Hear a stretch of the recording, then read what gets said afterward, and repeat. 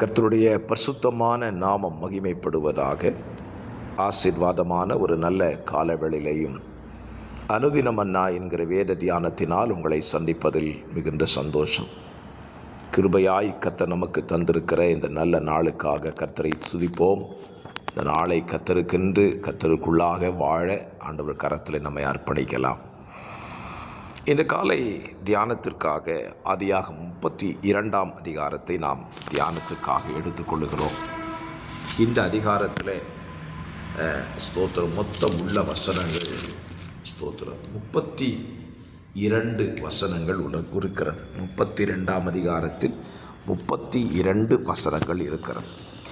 இந்த அதிகாரத்தின் பிரதான பகுதிகளை நாம் தியானத்துக்கு எடுத்துக்கொள்கிறோம். யாக்கோபு மறுபடியும் புறப்பட்டு தன்னுடைய சகோதரனாகிய ஏசாவை சந்திக்கும்படி ஆயத்தப்படுகிறான். அப்படி அவன் ஆயத்தப்பட்டு ஏசாவினிடத்திற்கு ஆட்களை அனுப்பி, உன்னுடைய சகோதரனாகிய யாக்கோபு வருகிறான் என்று சொல்லி அனுப்பின பொழுது ஏசா யாக்கோபை சந்திக்கும்படி 400 பேரோடு விட புறப்பட்டு வருகிறதை இந்த அதிகாரத்தில் நீங்கள் வாசிக்க முடியும்.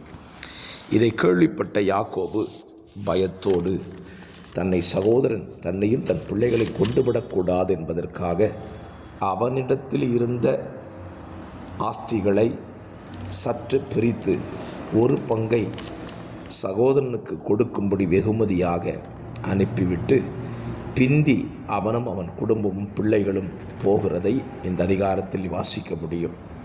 அப்படி அவன் பிந்தி போகிற தருவாயில்தான் தேவனிடத்தில் ஜெபிக்கிற ஒரு நல்ல ஜெபத்தையும் இந்த அதிகாரத்தில் வாசிக்க முடியும். தேவன் அவனையும் அவனுடைய வாழ்வை ஆசீர்வதிக்கிறதையும் இந்த அதிகாரத்தில் நீங்கள் கேட்கலாம். இந்த காலவேளையில் நம்முடைய தியானத்திற்காக யாக்கோபின் வாழ்வில் நடந்த ஒரு சம்பவத்தை நாம் தியானிக்கப் போகிறோம். என்ன சம்பவம்? கிட்டத்தட்ட 20 ஆண்டுகளுக்கு பின்பு தன் சகோதரனாயிருக்கிற ஏசாவை சந்திக்க ஆயத்தப்படுகிறான். அப்படி அவன் ஆயத்தப்பட்ட பொழுது ஏசாவை சந்திக்க புறப்படும் பொழுது ஏசா அவனை சந்திக்க புறப்படுகிற என்கிற செய்தி அவனுக்குள்ளே வருகிறது. என்னை கேட்கிற அருமையான கர்த்தருடைய பிள்ளைகளே, ஏசா யாக்கோபை சந்திக்க வருகிறான் என்று சொன்னவுடனே யாக்கோபுக்குள் ஒருவித பயம் தொற்றிக்கொண்டது.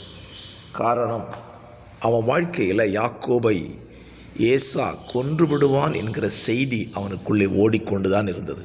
எத்தனை ஆண்டுகள் கழித்தாலும் தன்னை தன் சகோதரன் கொன்று விடுவான் என்று சொன்ன வார்த்தை அவனை விட்டு போகவில்லை. ஆகவே அவனுடைய இப்பொழுது பயம் என்ன?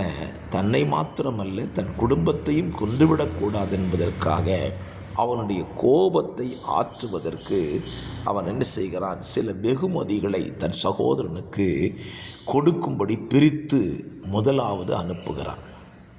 அவனுடைய நினைப்பு பாருங்கள், வெகுமதியை கொடுத்துட்டா கோபம் தணிஞ்சிரும் அப்படின்னு நினைச்சான். ஆனால் அந்த வெகுமதியை கொடுத்த பின்னால் அவனுக்குள்ளே ஒரு பயம். என்ன பயம் பாருங்கள்? எல்லாவற்றையும் கொடுத்து விட்டு தன் குடும்பத்தினரை தன்னுடைய பிள்ளைகளை எல்லாம் அக்கறைப்படுத்திட்டான். ஆனால் வேதத்தில் வசனம் இருக்குது, யாக்கோபு பிந்தி தனித்திருந்தான் என்று எழுதப்பட்டிருக்கு. அவன் ஏன் தனித்து இருக்கணும்?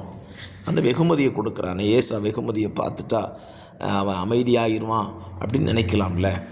அவனுக்கு ஒரு உண்மை புரிஞ்சுது.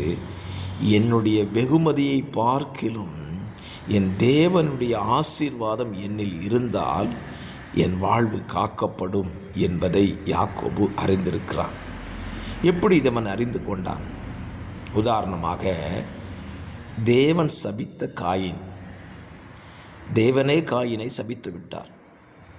அப்பொழுது காயின் கேட்கிறான், ஆண்டவரே, இன்றைக்கு என்னுடைய சமூகத்திலிருந்து என்னை துரத்து விடுகிறீர், என்னை கண்டுபிடிக்கிற எவனும் என்னை கொண்டு போடுவானே என்று கேட்கிறான். அவன் கேட்ட உடனே கர்த்தர் காரியம் செய்கிறார் பாருங்க. அவனை ஒருவரும் கொல்லாதபடிக்கு ஆண்டவர் ஒரு அடையாளத்தை போடுறார். ஆண்டவர் ஒரு அடையாளத்தை போட்டுட்டார்னா யாருமே அவனை தொட முடியாது. இது கர்த்தர் கொடுத்த வாக்கு தத்தம். இதை யாக்கோபு கண்டிப்பாக அறிந்திருக்க வேண்டும். அப்போ அவன் நினைச்சான், நான் கொடுக்கிற வெகுமதியினால் என்னை தப்புவிக்க முடியாது, கர்த்தர் என்னை ஆசீர்வதித்து விட்டால் ஒருவனும் என்னை தொட முடியாது. காயினையே ஒருவனும் தொட முடியலைன்னா என்னையும் கர்த்தர் அப்படி செய்வார் என்ற நம்பிக்கையில் இப்போ யாக்கோபு பிந்தி தனித்திருந்து ஆண்டவர்கிட்ட கேட்குறான், நீர் என்னை ஆசீர்வதியும். அப்படின்னா யாக்கோபுக்கு இருந்த ஆசீர்வாதம் இல்லையான்னு கேள்வி எழும்பலாம். அவனுக்கு ஏராளமான ஆசீர்வாதம் இருந்துச்சு. ஆடு மாடு ஒட்டகம் வேலைக்காரங்க பிள்ளைகள் இவ்வளவெல்லாம் அவனுக்கு ஆசீர்வாதம் இருந்தாலும் யாக்கோபு சொல்கிற, ஆண்டவரே இதெல்லாம் ஆசீர்வாதமே கிடையாது, நீங்கள் என்னை ஆசீர்வதிக்க வேண்டும். நீர் என்னை ஆசீர்வதித்தால்தான் அது ஆசீர்வாதம். அப்படின்னு என்ன அர்த்தம்? இந்த சொத்தோ ஆடோ மாடோ பிறப்பு பிள்ளைகளோ என்னை காப்பாற்ற முடியாது.